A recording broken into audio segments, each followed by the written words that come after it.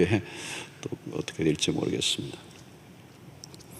자, 우리는 지난 시간에 오병이어 사건을 살펴보았습니다. 오병이어 사건은 사실 엄청난 사건이죠.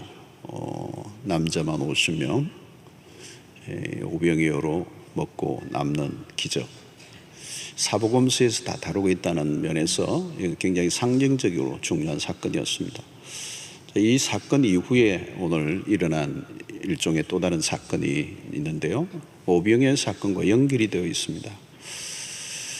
특별히 이제 이 빅 이벤트죠. 빅 이벤트. 큰 사건이 일어나고 난 이후에 이제 어떻게 이제 그것을 잘 처리하느냐가 큰 문제입니다. 예수께서 이제 이 오병이어 사건 이후에 세 가지 이제 행동을 우리가 좀 주목할 필요가 있는데, 첫 번째는 제자들을 강 건너 보내시고, 그리고 따르는 무리들을 작별하시고 예수님은 산으로 올라가셔서 기도하셨다는 내용이 오늘 부분에 나오고 있습니다. 먼저 제자들을 이제 요즘으로 치면 강제 격리를 시켰습니다. 45절의 내용이죠. 예수께서 즉시 제자들을 재촉하사, 즉시, 그러니까 이 말은 오병이어 사건 이후에 굉장히 빠르게 예수님이 이렇게 조치를 하신 겁니다. 즉시 꾸물꾸물하지 말고 빨리 재촉했다는 거죠. 재촉, 서두르셨다는 겁니다.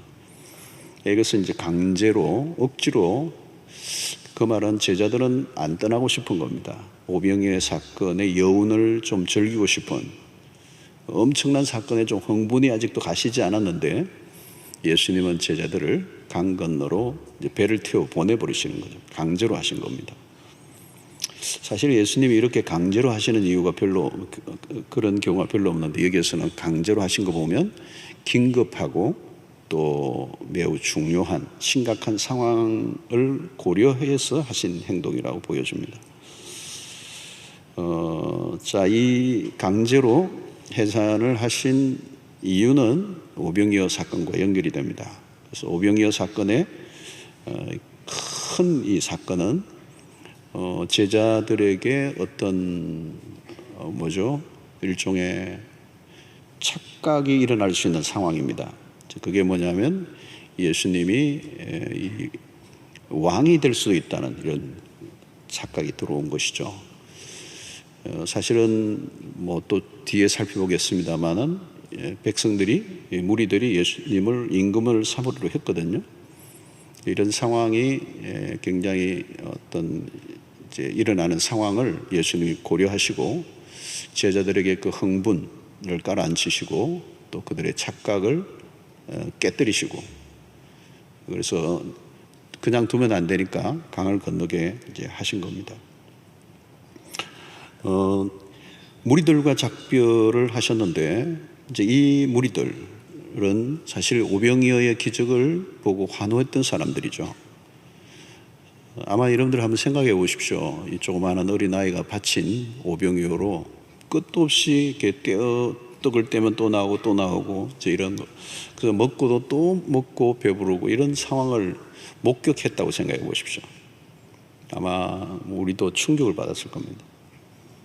그러니까 사람들도 이건 메시아다, 특별한 어떤 분이다, 이렇게 생각을 한 것입니다. 그래서 요한복음 6장 15절에는 그러므로 예수께서 그들이 와서 자기를 억지로 붙들어 임금으로 삼으려는 줄 아시고, 실제적으로 이 무리들이 예수님을 왕으로 삼으려고 했던 겁니다. 이 분위기를 우리가 충분히 좀 이제 감안을 해야 되죠. 예수님이 무리들과 거리를 두신 이유입니다. 그러니까 지금 오병이어 사건으로 제자들도 한껏 흥분해 있고, 예수님의 그 오병이어의 기적을 경험했던 무리들도 아이들하고 여자를 포함하면 한 2만 명이라고 그러잖아요. 어마어마한 인산인해 그 당시에 모여 있을 때, 여기에는 예수님을 임금 삼으려고 하고, 제자들도 예수님을 임금으로 삼으면 좋겠다 이런 생각이 들었을 거예요. 거기에는 제자들의 허영심도 있겠습니다. 왜냐하면 예수님 왕이 되면 베드로는 장관 하나 해야 되겠죠. 다 이제 한 자리 할 수 있는 꿈도 꾸고 이제 인간의 그 욕망, 허영이 이제 끼어들었습니다. 자, 여러분 특별히 무리들이 지금 흥분하고 있습니다. 예수님 왕으로 삼자는 거죠. 막 몰려든 겁니다. 여러분 이 군중이라고 그러죠. 이 군중은 특별히 흥분한 군중은 위험합니다. 군중이 모여서 흥분하면 위험해요. 지금 상황에 예수님이 자칫 잘못 행동하거나 말을 하면 또 제자들도 마찬가지입니다. 끼어들어서 괜히 부추기면 군중들에게 악영향을 끼칠 수가 있어요. 나쁜 지도자들이 있습니다. 나쁜 지도자들은 이 군중을 흥분하게 합니다. 그리고 그 흥분을 시켜서 선동한다 그러죠. 대중을 선동하고 특별히 자기의 목적을 이루기 위해서 대중을 이용하는 겁니다. 그때 이제 대중을 흥분시키는 겁니다. 그래서 이 나쁜 지도자들은 대중에게 암시를 하죠. 뭔가 암시를 하고 뭔가 메시지를 계속 주고 그러면서 이제 대중을 이제 움직이려고 하는 겁니다. 그리고 대중은 뭡니까? 숫자가 많아야 돼요. 숫자를 부풀리고 그러니까 수가 조작될 때가 많고 이 수는 우상이 될 때가 많습니다. 늘 우리가 조심해야 되죠. 뭐 집회, 200만 추산. 근데 경찰 추산하고 다르잖아요. 이 수가 우상이 되어 있기 때문에 그렇습니다. 자, 가능한 세상은 이렇게 대중의 지지를 받고 대중의 숫자를 의지하고 대중을 이용하려고 합니다. 지금 예수님에게는 사람들이 굉장히 이목이 집중되고 예수님을 막 지지하고 있는데 예수님은 그 대중에게 의지하지 않습니다. 그리고 지지에 동조하지도 않고 대중의 부추김에 마음을 빼앗기지도 않으셨습니다. 이 오병이어의 사건은 일종의 메시아 신드롬을 일으켰습니다. 그런데 예수님은 그 군중들이 생각하는 그런 메시아가 아니에요. 무리들은 자신들이 원하는 메시아가 있었던 거죠. 여기에 이제 큰 갭이 있습니다. 예수님은 그걸 알고 계시는 겁니다. 대중이 그 군중이 원하는 대로 자기를 세운다고 해도 따라가면 어떻게 되겠어요? 결국은 군중에 의해서 위험한 일을 이제 배신을 당하는 날이 오게 되는 것입니다. 요즘 소위 이제 팬덤 현상이라는 게 많이 일어납니다. 팬덤 현상. 미국에도 최근에 이제 그런 일이 일어나가지고 의사당에 이런 일들이 일어나. 팬덤 현상입니다. 이거 뭐냐면 광신적으로 열광하는 어떤 문화적 현상이에요. 왜 이런 일이 일어나는가? 주로 세상이 불안할 때 일어납니다. 지금 예수님도 2000년 전에 오실 그 당시 유대 상황이 굉장히 정치적으로 경제적으로 불안한 환경 속에 있었습니다. 그때 그들은 메시아를 구하는 거죠. 메시아에 대한 열망이 꽉 차 있었던 겁니다. 자, 그런데 문제는 그 백성들이 원하는 메시아는 그 하나님이 보내신 메시아와 달라요. 그들은 거짓된 어떤 허상을 쫓고 있는 것입니다. 자, 오늘 우리가 불안하거나 또 삶이 굉장히 어려우면 자꾸 허상을 봐요. 그리고 잘못된 메시아관을 갖게 되고 엉뚱한 것을 이제 바라다가 이제 위험한 유혹을 받게 되고 잘못된 어떤 사람에게 또 속기도 하고 우리의 삶 전체를 이제 거짓된 메시아에 내 삶을 바치기도 하고 이단에 빠지는 것들도 다 그런 이제 형태이기도 하죠. 삶이 불안한 사람들, 여러분 이단에 빠지는 사람들의 특징도 그래요. 굉장히 삶이 현실이 불안정한 사람들입니다. 안정된 삶이 아닌데 불안하고 그 불안을 메꾸고 해결할 수 있는 길을 찾다가 그게 뭔가 자극적이니까 확 빠져들어가면서 거기에 자신의 삶을 이제 바치는데 나중에는 속죠. 속는다는 걸 모르는 것이죠. 어렵기 때문에 판단력이 흐려진 것입니다. 자, 예수님은 제자들과 무리들을 떠나 보내신 다음에 이제 예수님이 하신 게 46절에 나옵니다. 무리를 작별하신 후에 기도하러 산으로 가시니라. 자, 마가가 이 예수님의 이 아주 살짝 보여진 모습을 놓치지 않아요. 스냅 사진처럼 탁 찍었는데 아주 짧은 구절이지만 예수님의 행적이 홀로 산으로 이제 기도하러 가시는 모습, 이 마가가 놓치지 않았습니다. 자, 무리들도 흥분하고 있고 제자들도 흥분하는데 예수님은 매우 차분하세요. 그리고 어디론가 잠적을 자주 하시는데 기도하러 가셨다는 겁니다. 여러분, 이게 예수님이 지금 매우 중요한 것입니다. 기도하러 가셨다는 거. 지금 막 열광하는 거예요. 사실 제자들도 부추기고 있고 또 이 무리들도 열광하고 지지하고 환호하는데 예수님이 기도하러 숨어버리는 거예요. 그죠? 이게 쉬운 게 아닙니다, 여러분. 내가 노출되고 사람들이 박수와 환호를 하면 자꾸 무대 중앙으로 자꾸 가려고 하죠, 일반적으로. 여러분, 대중들이 환호하면 정신을 잃습니다. 막 수없는 사람들이 모여서 박수를 치고 소리를 지르고 오빠 이러면요, 보통 기절을 해요. 이때 하나님의 사람들은 정신을 차려야 돼요. 성공할 때, 잘 될 때, 지지해 줄 때, 사람들이 몰려올 때, 내 이름이 막 드러나고 사람들이 막 알아주고 신문에 나오고 매스컴을 타고 막 2% 저 프로에 나오고. 저는 한 번씩 그래요. 어떤 사람이 많이 거론되면 저분 위험하다. 근데 진짜 위험한 일이 오더라고요. 여러분, 이때 마귀가 때로 달라드는 거거든요. 40일 금식 후에 마귀가 예수님에게로 달려들었죠. 이 돌들이 떡이 되게 하라. 또 높은 그 성전에서 뛰어내리라.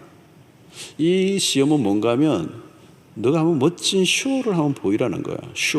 쇼하라는 거예요. 멋지게 너를 보여라는 거예요. 매력적으로 너를 드러내라. 너의 능력을 보여주라. 너가 모든 사람의 만인의 이목을 집중시켜라.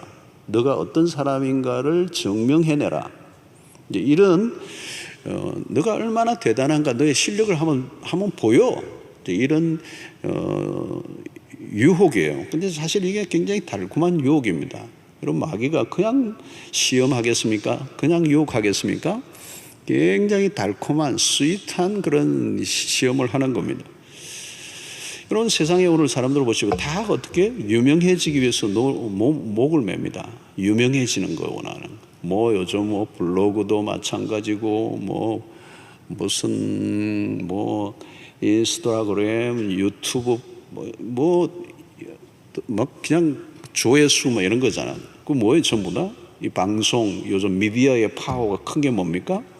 인기예요. 인기와 지지도와 이런 거에 목을 매는 겁니다. 여러분, 세상에서 치열한 경쟁이 벌어지는 이유죠. 스타를 꿈꾸는 사람들이 한두 명이 아닙니다. 그냥 스타가 되는 건 아니에요. 경쟁에서 이겨야 영웅이 되는 것이죠. 치열한 경쟁이 벌어지는 겁니다. 제가 서울에 연예인들 모임에, 크리스찬 연예인들 모임에 몇 번 가서 설교도 하고 그랬는데요. 쉬운 게 아니에요. 불안함이 있는 거예요. 그래서 예배에 참석했는데 연예인들이 여러 문제 있는데 보니까 이게 불안함이 보통이 아니에요. 경쟁 안으로 들어가서, 그러니까 사실은 내가 미디어의 유명인이 되는 거지만 사실 소비자들의 내가 컨슈머, 이 소비를 당하는 입장에 있는 거죠.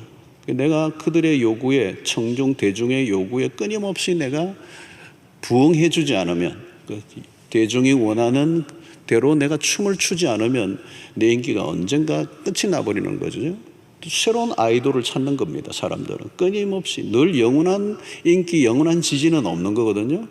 지지율이 막 올라갔다 언제는 떨어지는 거죠. 인기도 올라갔다 떨어지는 거, 영원한 게 없어요.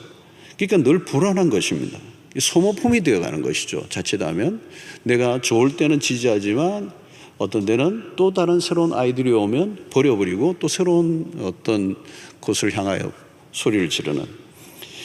자, 여러분, 예수님은 그걸 다 알고 계시는 거예요. 그 대중의 속성을 다 알고 있는 겁니다. 뜨거운 열기를 피하셨어요. 대신 아버지와 은밀한 독대의 시간을 가지는 겁니다. 그래서 노출할 때는 노출하지만 숨으셔야 될 때를 딱 숨으시는 예수님. 이 균형입니다. 예수님의 삶의 균형입니다. 특별히 예수님은 기적을 베풀어 오신 분이 아닙니다. 또 당신 자신을 증명하러 오신 분도 아니에요. 예수 그리스도가 이 땅에 오신 목적은 아버지의 뜻을 이루기 위해서 오신 거예요. 그리고 그 뜻은 십자가거든요. 죽음으로 완성되는 것입니다. 그러니까 지금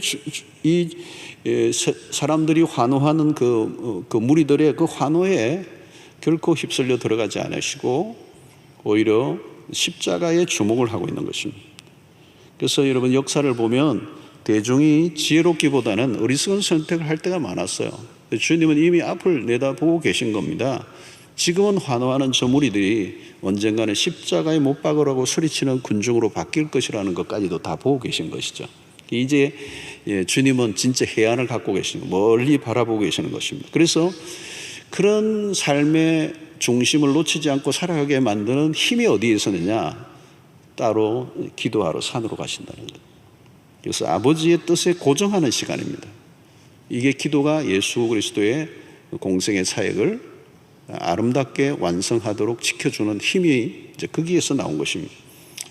여러분, 기도는 언제 합니까? 이 환난 날을 대비하는 것입니다.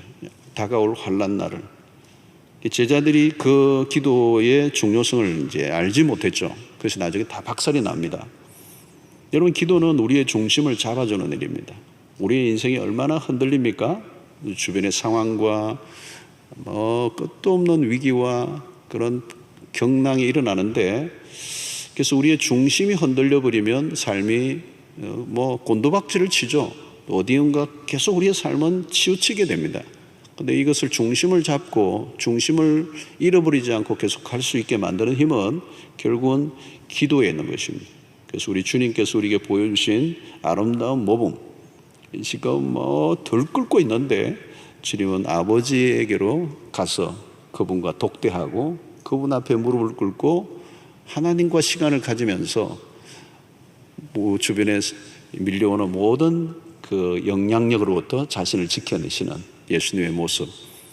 자, 여러분, 예수님이 그 정도 중요한 시점에 예수님이라면 그냥 계셔도 안 되겠나 이렇게 생각할 수도 있는데, 그럼에도 불구하고 예수님은 기도의 자리로 찾으셨다는 걸 보면, 여러분, 거센 유혹, 또 거센 주변의 그런 압력으로부터 나 자신을 지켜내는 것은 기도 외에는 다른 길이 없다는 것을 주님이 우리에게 가르쳐주고 있는 것입니다.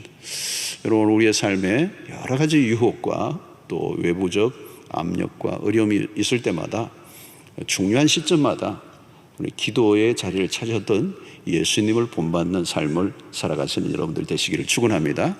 그리고 사건이 일어날 때가 아니고요, 미리 평소에 기도하는 습관을 가지고 기도의 삶을 살면 안전한 삶을 살아가고, 어떤 일이 와도 요동하지 않고 아주 안정감을 가지고 이제 그 길을 걸어갈 수가 있죠. 자, 갑자기 이제 주님과 떨어져 버린 제자들이 이제 배를 타고 가는데 이제 풍랑이 일어났습니다. 48절에 보면 바람이 그스름으로, 48절, 바람이 그스름으로 역풍이 불었다는 겁니다. 역풍, 바람이 그스름으로 제자들이 힘겹게 노젓는 것을 보시고 밤 사경쯤에 바다 위로 걸어서 그들에게 오사 지나가려고 하시며, 자, 이게 바람이 거스른다는 말은 이제 돌풍인데 거세게 불었던 것 같아요. 그러니까 배가 엔진이 있는 배가 아니죠, 옛날에 2000년 전에. 그러니까 이 노를 젓고 가는데 역풍을 만나니까. 사실은 이 갈릴리 해변은 그 지형적으로 북풍이 많이 불어요. 이 높은 이 벼랑 같은 데를 부딪히고 오는 이 북풍이 일어나기 때문에 돌풍이 종종 일어났습니다. 그래서 이제 가려고 하는데 오히려 이제 더 밀려가는 거죠. 점점 목적지와 멀어지는 이제 현상이 일어났습니다. 요한복음에 보면 한 10여리쯤 떨어져 있었다고 그래요. 육지에서 10여리. 이것을 이제 시간적으로 보면 6시간에서 한 8시간 정도의 소모된 겁니다. 저녁에 출발했는데 새벽까지 목적지에 가지 못하고 이 바다 중간에서 지금 시련을 겪고 있는 것입니다. 갑자기 이제 최악의 상황이 이제 일어난 것입니다. 이 오병이의 사건을 일어났을 현장에서는 제자들이 너무 들뜨고 너무 기분 좋았어요. 얼마나 신이 났겠습니까? 예수님의 제자로서 막 제자들이 막 앉아있는 사람들에게 50명, 몇십 명 앉아있는데 떡을 떼줄 때 막 제자들이 막 어깨가 어석어석하고 제자 된 게 얼마나 자랑스럽겠습니까? 기적의 현장에 있을 때 너무 좋았는데 지금 한순간에 롤러코스터를 탄 것이죠. 갑자기 풍랑을 만나고 예수님이 가라 해서 갔는데 풍랑이 일어나고 지금 죽기 직전에 이제 놓여 있어요. 자, 자, 여러분, 이 모습을 보면 참 우리 인생을 닮았다 하는 이 풍랑 위에, 이 바다 위에서 풍랑을 당한 이 배, 자초위기에 있고 표류 중에 있는 이 배의 모습은 오늘 인생을 굉장히 많이 닮아 있습니다.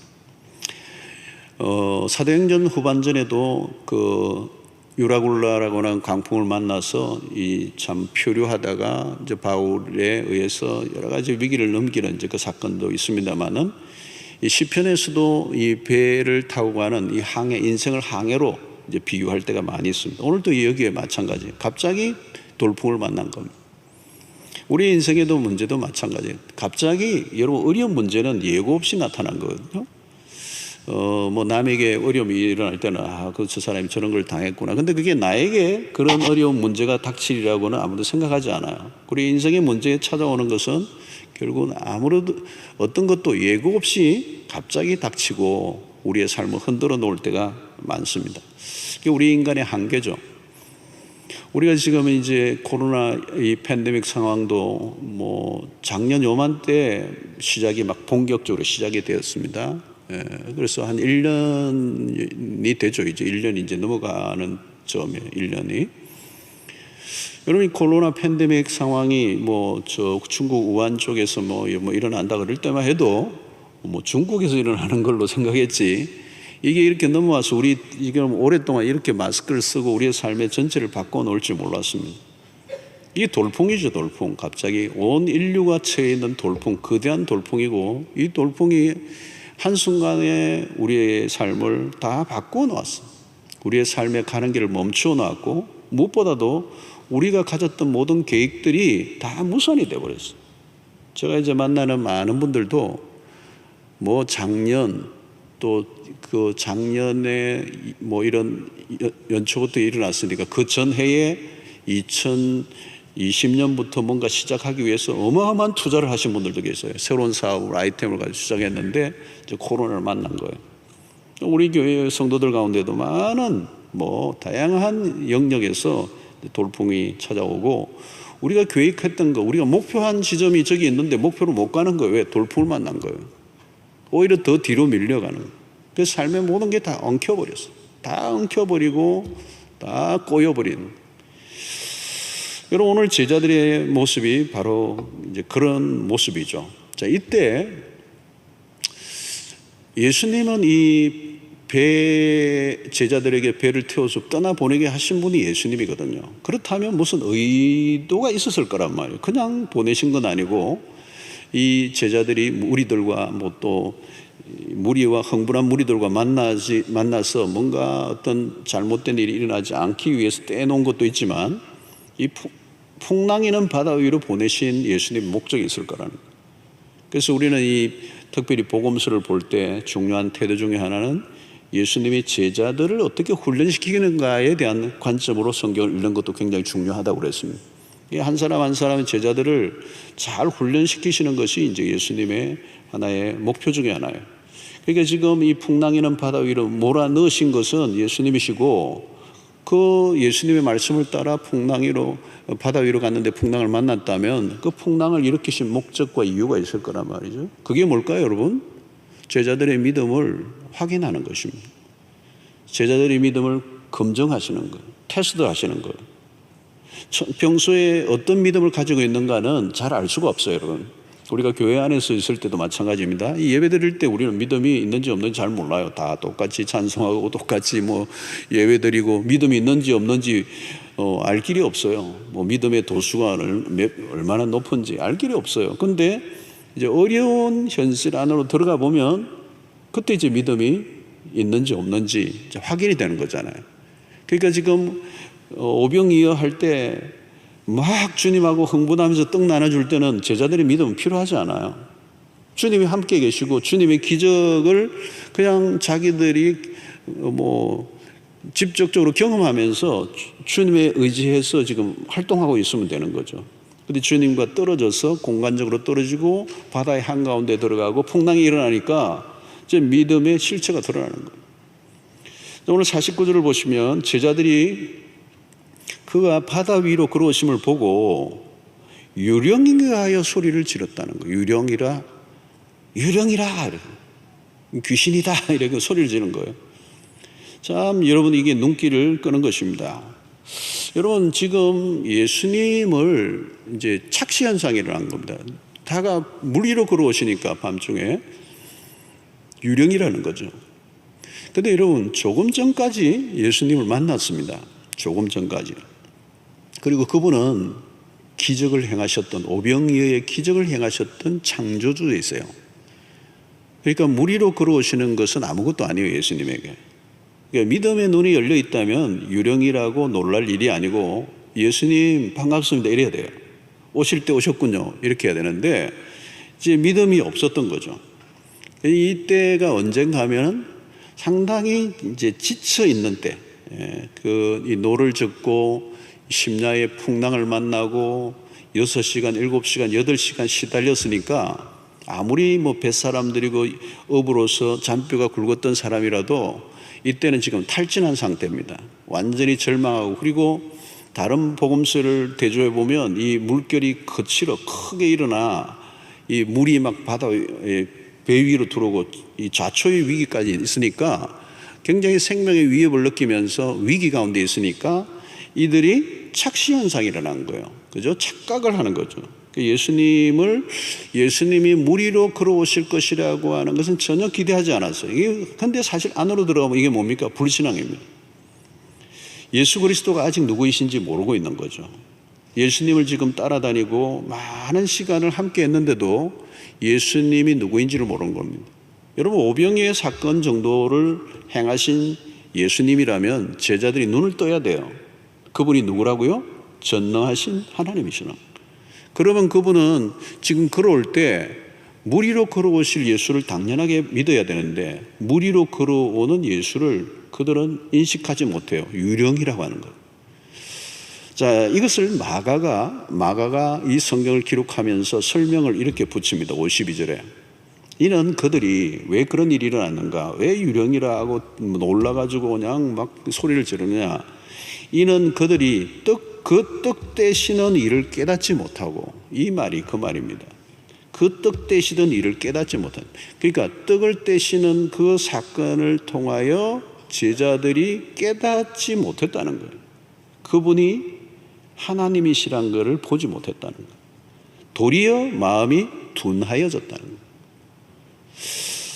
여러분이 무슨 얘기냐면, 기적을 떡을 떼면서 그냥 떡만 나눠준 거예요.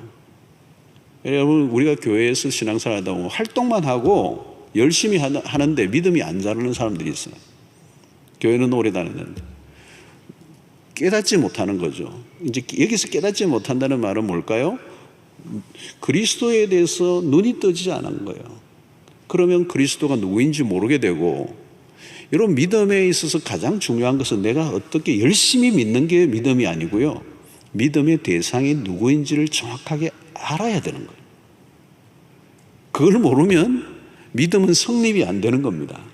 내가 믿어야지 하고 막 이빨을 깨물고 믿습니다 뭐 상시호자 3개 해가지고 되는 게 아니고, 믿음의 대상에 대해서 눈이 떠야 된다. 지금 예수님이 원하셨던 것은 뭐냐면, 이 제자들이 떡을 떼는 사건을 통하여 눈이 열리기를 원했던 거죠. 그리스도가 누구이신지. 여러분, 이 떡을 떼시는 사건을 제가 지난 주간에도 얘기했지만, 떡을 떼는 사건은 예수 그리스도의 십자가의 죽으심을 의미하는 것이고, 그 아이가 바친 그 떡과 물고기를 통하여서 5,000명을 먹이셨던 것과 같이 예수 그리스도가 십자가의 죽으심으로 온 인류를 구원의 길로 영원한 생명으로 인도하시는 영원한 생명의 떡이 되심을 알려주시기 위해서 이 오병이어를 행하셨는데, 그 곁에서 보던 제자들은 그 예수를 아직도 모르고 있는 거예요. 그 예수를 믿었다면, 그 예수에 대해서 눈이 떠여졌다면, 물 위로 걸어오실 그리스도, 그리스도가 오시지 않으셔도 물 위로 이미 그들이 그리스도를 믿는 믿음으로 충분히 이길 수 있었음에도 불구하고 그들은 깨닫지 못하였고 도리어 마음이 둔하여졌다는 거예요. 그래서 여러분 보시면, 예수님이 줄곧 병이 낫게 하고 귀신을 쫓아내시고 풍랑을 잠잠하게 하시고 기적을 이 오병이의 기적을 행하시는 이 모든 사건은 초점이 뭐에 있느냐면 하나님이 그리스도가 하나님이시다라고 하는 걸 드러내시는 거예요. 이 제자들은 지금까지 즐겁고 예수님을 따라다니면서 그것을 바라보고 있었는데도 그들은 깨닫지 못한 겁니다. 이 깨닫지 못한다는 말은 다르게 표현하면 눈이 안 열렸다는 거. 그래서 아직도 깜깜이에요. 깜깜이. 그러니까 시련 속에 있다 보니까 예수님이 도우시러 오시는데도 유령이라고 소리를 지르는 거예요. 놀라가지고. 여러분, 이게 오병이어의 사건과 무리로 걸어오시는 사건은 분리되어 있는 게 아니고 연결되어 있는 겁니다. 오병이어를 일으켰었던 그리스도는 무리로 걸어오시는 예수 그리스도 다른 분이 아니에요. 동일하신 분이에요. 그래서 오늘 여러분 우리가 성경을 읽을 때도 그 성경에 계시는 그 주님이 문자 안에 갇혀 계신 분이 아니고 오늘 또 살아서 우리의 삶 속에 구체로 역사하시는 하나로 연결이 안 되면 우리도 제자들과 똑같이 불신앙의 삶을 반복해서 이제 살아야 되는 것입니다. 우리 여러분 그렇잖아요. 날마다 남의 간증을 수도 없이 들으면 뭐 하겠습니까? 근데 정작 현실 속에 내 삶의 문제가 올 때는 그 하나님의 나와 연결이 안 되는 거예요. 끊겨버리는 것입니다. 그러면 그 믿음은 어떤 믿음이에요? 추상적인 믿음이고 지식적인 믿음이고 이론적인 믿음이고 아무 도움이 안 되는 믿음. 그래서 어떤 면에서 그것은 허상이 되는 것입니다. 자, 여러분, 요즘 우리가 참 어려운 때를 살고 있는데요. 어떤 때보다도 우리의 믿음이 참 필요한 때고 또 믿음을 계속 단련해야 하는 이유는 우리의 인생 가운데도 어떤 순간에 돌풍이 누구에게나 찾아올 수 있기 때문에 그때 우리의 믿음이 현실 속에 적용이 되고 그 바다 위를 걸으셨던 그리스도가 그리고 오병이어를 기적을 행하셨던 그 주님이 오늘도 내 삶 속에 찾아오시고 연결되는 사건으로 이 경험되는 일들이 중요한 것입니다. 그렇지 않으면 우리의 신앙은 계속해서 들쑥날쑥 어디에서는 믿음이 조금 작동되다가 어떤 때는 믿음이 전혀 없는 이런 삶을 반복하게 될 때가 있는 것입니다. 여러분, 사실 우리가 교회 안에 있을 때는 믿음이 있는지 없는지 잘 몰라요. 근데 나가 보면 현실에 부딪히면 이제 그게 구체적으로 우리의 믿음의 실체가 이제 드러나게 됩니다.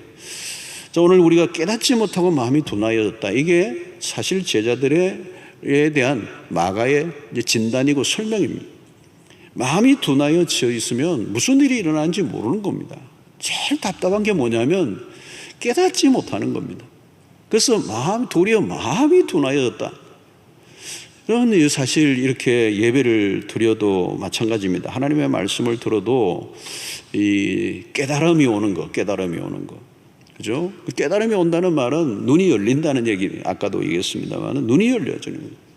영적으로 둔하여져 있으면 아무리 보여줘도 못 믿는 거예요. 지금 그게 제자들의 모습이에요.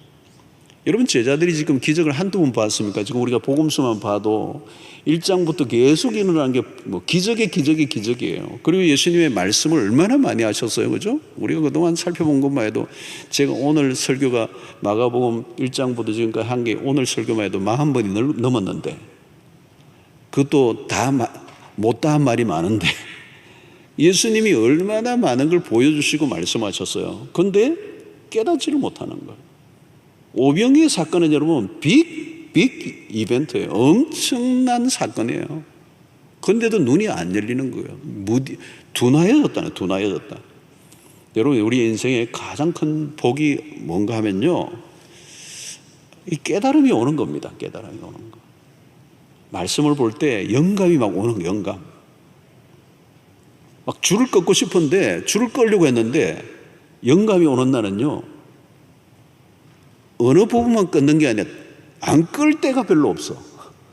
그러다 포기해버려요. 줄을 다 꺼야 되니까. 그래, 거기다가 또 형광색하고 말이죠. 별표 붙이고, 막 가슴이 막 뛰고, 눈이 열리고, 그리스도가 거기에서 막 일어나시고.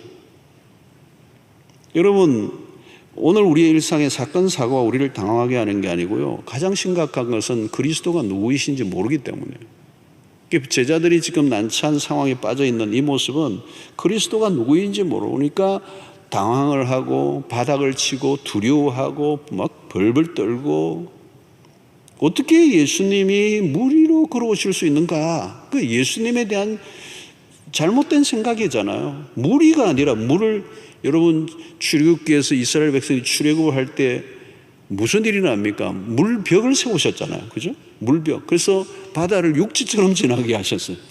여러분 그것도 하나님이시래요. 하나님이시기 때문에 뭐 물을 뭐 벽돌을 만들든지 뭐 물을 물쇼를 하든지 뭐 물을 뭐 공중에 띄우시든지 상관없어요.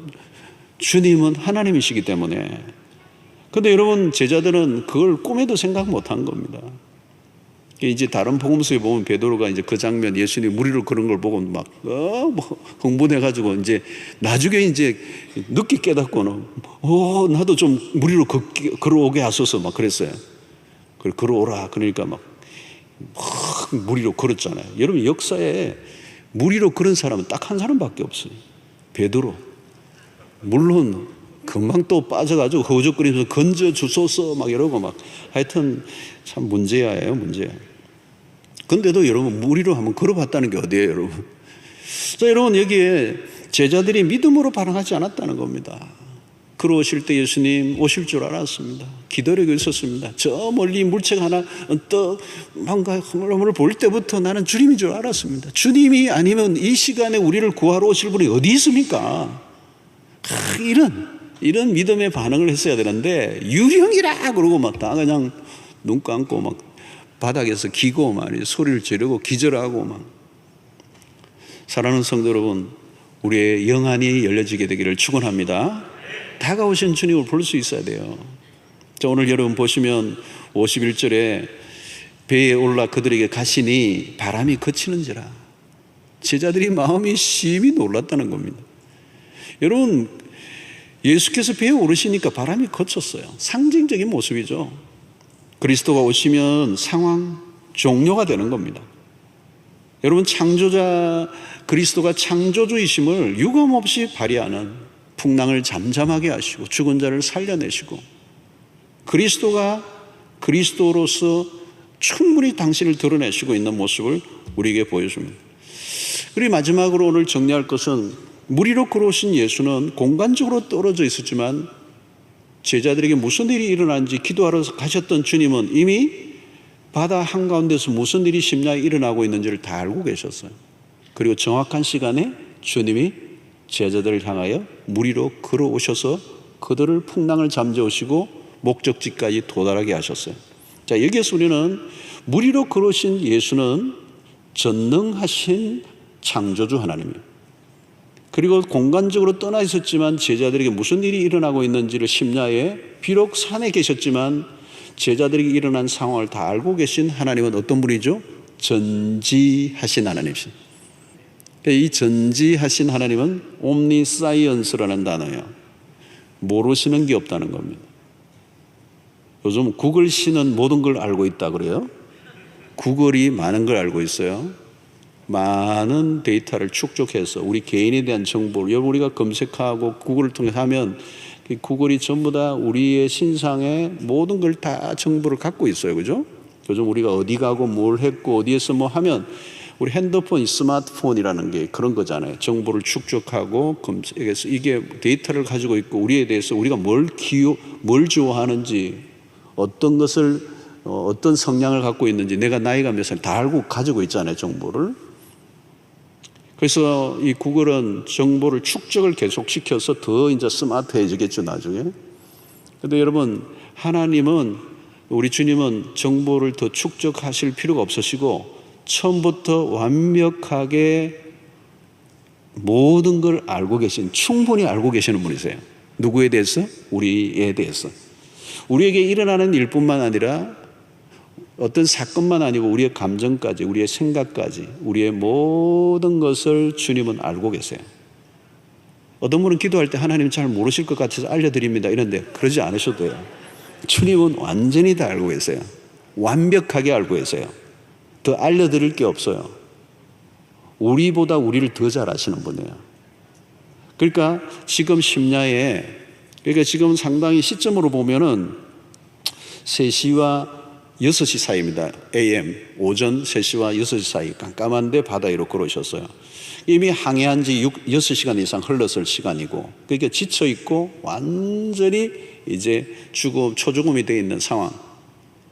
그들이 믿음은 동인하고 자신의 힘으로는 어떤 것도 할 수 없다는 한계에 부딪혔을 때 타이밍, 그죠? 여러분, 예수님은 풍랑 있는 바다로 가게 하셨어요. 풍랑이 일지 않게 할 수도 있고 또 고난을 안 당하고 초기에 오실 수도 있어요. 그런데 지금 고난을 당하고 다 지쳐 있을 때 오신 것은 주님이 이것도 제자 훈련이에요.